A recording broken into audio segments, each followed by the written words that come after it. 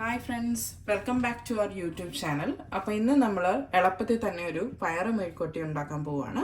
നമ്മൾ പയറ് നന്നായിട്ട് ക്ലീൻ ചെയ്ത് തോർത്തി ഇവിടെ വെച്ചിട്ടുണ്ട്. ഇനി നമുക്കതൊന്ന് പെട്ടെന്ന് അരിഞ്ഞെടുക്കാം.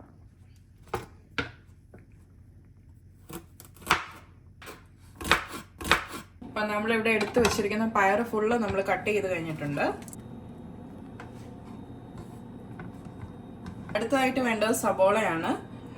ഒരു വലിയ സബോള, നമ്മൾക്ക് ഇത്രയും പയറുള്ളതുകൊണ്ട് ഒരു വലിയ സബോള നമ്മളിവിടെ എടുത്തിട്ടുണ്ട്. അത് നന്നായിട്ട് തൊലി കളഞ്ഞ് കഴുകി ഇവിടെ വെച്ചിട്ടുണ്ട്. ഇതിനെയും നമുക്കൊന്ന് കട്ട് ചെയ്തെടുക്കാം.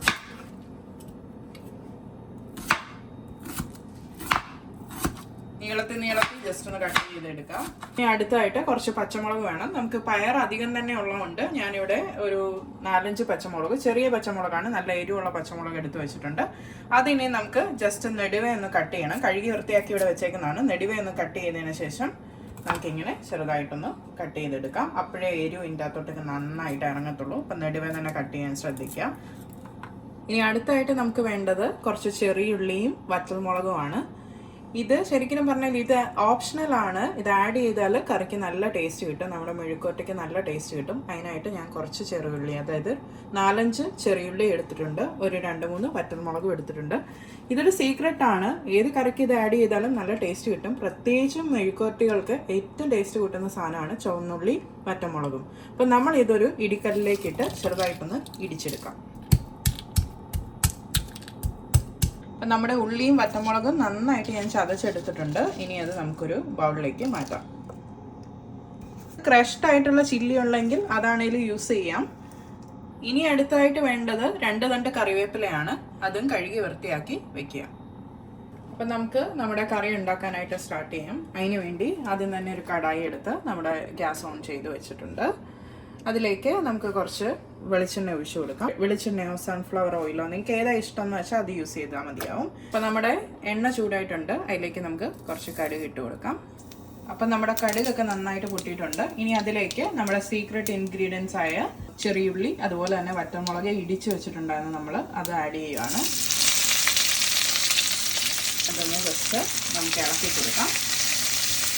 ഒത്തിരി ഒന്നും വഴറ്റേണ്ട കാര്യമില്ല, ജസ്റ്റ് ഒന്ന് ഇളക്കി എണ്ണയിലേക്കൊന്ന് മിക്സ് ചെയ്താൽ മതിയാവും. ഇനി അതിലേക്ക് നമുക്ക് ഒരു 2 തണ്ട് കറിവേപ്പില എടുത്ത് വെച്ചിട്ടുണ്ടായിരുന്നു. ആ കറിവേപ്പില ഇതിലേക്ക് ഇട്ട് കൊടുക്കാം.